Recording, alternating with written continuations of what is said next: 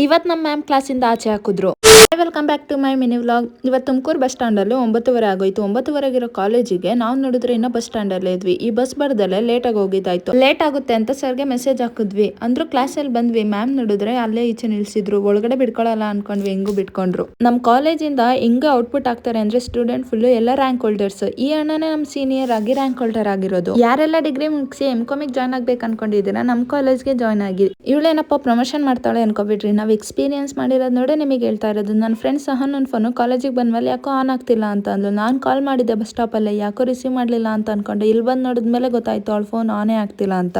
ಬ್ರೇಕಲ್ಲಿ ನನ್ನ ಫ್ರೆಂಡ್ಸ್ ಎಲ್ರು ಬೇಸಿಗೆ ಸ್ಟಾರ್ಟ್ ಆಯ್ತಲ್ವಾ, ನೆಲ್ಲಿಕಾಯಿ ಬಿಟ್ಟಿರುತ್ತೆ ಅಂತ ತಗೊಂಡ್ ಬಂದು ಕ್ಲಾಸಲ್ಲೆಲ್ಲ ಹಂಚುತ್ತಾ ಇದ್ರು. ಬೇಗ ಕ್ಲಾಸ್ ಬಿಡ್ತಂತ ಬೇಗ ಬಸ್ ಸ್ಟಾಪಿಗೆ ಬಂದ್ರೆ ಇಲ್ಲಿ ನೋಡಿದ್ರೆ 3 ಬಸ್ಸಿಗೆ ಆಗೋಷ್ಟು ಜನ ಒಂದ್ ಬಸ್ಸಿಗೆ ಕಾಯ್ಕೊಂಡು ನಿಂತಿದ್ರು. ಏನ್ ಅವರೇ ಕಾಯ್ಕೊಂಡು ನಿಂತಿರ್ಲಿಲ್ಲ, ನಾನು ಅವ್ರ ಜೊತೆ ನಿಂತ್ಕೊಂಡಿದ್ದೆ. ಹೆಂಗೋ ಬಸ್ ಬಂತು. ಬಸ್ ಹತ್ಕೊಂಡು ನಾವೆಲ್ಲ ಬಂದಿದ್ದು ಪಿಜ್ಜಾ ತಿನ್ನಕ್ಕೆ ಅಂತ. ನಾವೆಲ್ಲ ಫ್ರೆಂಡ್ಸ್ ಕಾಲೇಜ್ ಸ್ಟಾರ್ಟ್ ಆದಾಗಿಂದ ಎಲ್ಲೂ ಹೋಗಿರ್ಲಿಲ್ಲ. ಇದೇ ಫಸ್ಟ್ ಟೈಮ್ ಪಿಜ್ಜಾ ತಿನ್ನೋದಕ್ಕೆ ಅಂತ ಬಂದಿದ್ದು. ಎಲ್ಲ ತಿನ್ ಮುಗಿಸಿ ಮನೆಗೆ ಹೋಗೋಣ ಅಂತ ಬಸ್ ಸ್ಟಾಪಿಗೆ ಬಂದ್ರೆ ನನ್ನ ತಮ್ಮ ಎಕ್ಸಾಮ್ ಮುಗಿಸಿ ಬಸ್ ಸ್ಟಾಪ್ ಅಲ್ಲಿ ಇದ್ದ. ಅವನ್ನ ಮಾತಾಡ್ಸ್ಕೊಂಡು ಮನೆಗೆ ಹೊರಟೆ.